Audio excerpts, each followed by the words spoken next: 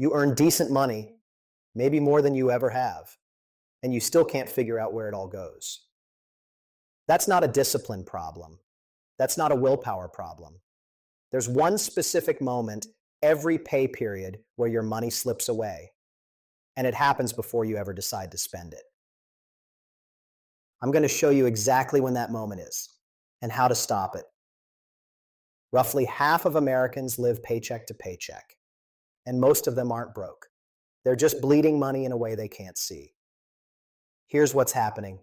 Your paycheck lands, life happens, day by day, dollar by dollar, until there's almost nothing left. No vacations, no luxury cars, just the normal stuff. That feeling has a name. I call it the dollar assignment gap.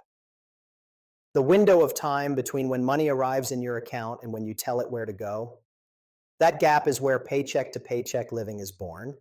And once you see it, you can't unsee it. Here's what we're covering today.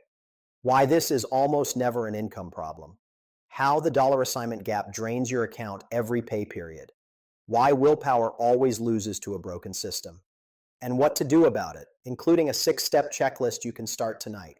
Real numbers from a real family you can copy. And the one mistake that kills the budget before the month is half over. Median household income in the US is around $84,000 a year. After taxes, most households take home roughly $4,500 to $5,200 a month. Could a family live on $4,500 a month? In most American cities, yes, comfortably. So why do millions of households at exactly that income still feel like they have nothing left? It's not just how much you make. It's when you put that money to work. Think of your checking account as a bucket. Every 2 weeks, your paycheck fills it up. Every day, money drips out through small holes, a rent, car payment, groceries, subscriptions you forgot, the late night online order, food delivery 3 times this week. By the time you think about plugging the holes, the bucket is almost empty. That's not a discipline problem. That's a design problem. Here's a real 2-week pay cycle. Day 1, payday, balance looks healthy. Days 2 through 5, coffee, gas, 1 lunch out. Weekend, dinner out, a few things for the house. Day 8, a bill you forgot pulls out automatically. Day 12, your kid needs something for school, the car makes a noise. Day 13, you check your balance, no lower than expected. Day 14, payday again, you feel relieved, but you're right back where you started. Nothing crazy happened, no reckless splurge. You just never told your money where to go before it left. That's the gap, and it repeats every single pay period. When people feel behind, the instinct is to try harder. Be more careful, check the balance more, promise to cut back.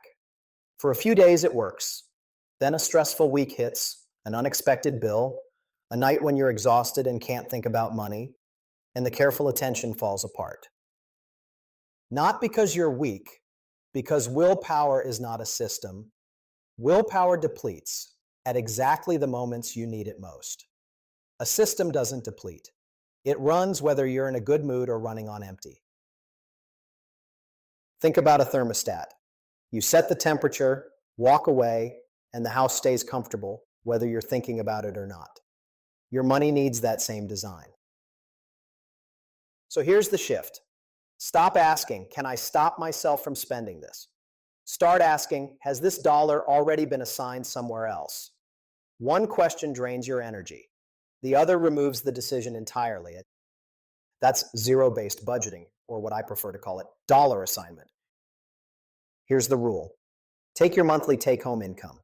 Assign every single dollar to a category until the total reaches 0. Not 0 in your bank account, 0 unassigned dollars. Every dollar has a job before it gets a chance to disappear. Here's what this looks like with real numbers. Monthly take-home, $4,000. Housing and renters insurance, $1,200. Groceries, $400. Transportation, $500. Utilities, internet, and phone, $250. Emergency fund savings, $300. Retirement and investing, $200. Insurance, $150. Subscriptions, $80. Dining out and social, $200. clothing and personal care, 150, household and miscellaneous, 120, debt repayment or personal savings goal, 300, buffer for the unexpected, 150, total, $4,000. Every dollar assigned, nothing floating. Notice a few things. There's money for fun. 200 for dining out is real, enjoyable spending. This is not a punishment budget. 300 goes straight to emergency savings before anything else. And there's a built-in buffer because something always comes up. Now here's the mistake that kills this before the month is half over. People build their dollar assignment based on what they think they spend, not what they actually spend. They estimate, and wrong estimates cascade. When groceries run over by $60, that 60 has to come from somewhere, usually savings silently. The fix: before you build your first assignment, pull up the last 2 months of bank and credit card statements. Not to judge yourself, just to see the real numbers. For most people, the surprises show up in 3 places. Food: the combined total of groceries, dining out, coffee, and delivery is almost always far higher than expected. Subscriptions: most households are paying for services they've completely forgotten about. And small purchases, $10, $20 at a time, individually nothing, together hundreds. Those surprises aren't evidence you're bad with money. They're evidence you never had a system for tracking. Different thing entirely. Let me show you a real family. That I'll call the Johnsons, 2 working parents, 2 kids, combined take-home $5,400 a month, no big splurges, no vacations. But for 4 years, almost nothing left. Sometimes overdrawn, always stressed by week 3. When they did a numbers audit, here's what they found. They thought groceries for a family of 4 were about $275 a month, reality $460. They thought dining out and delivery was around $100, reality $235. They had 12 active subscriptions and knew about 5. The other 7 cost $98 a month. They had no idea they were spending. Total monthly bleed from food overspending alone, $320. Add the forgotten subscriptions, another $98.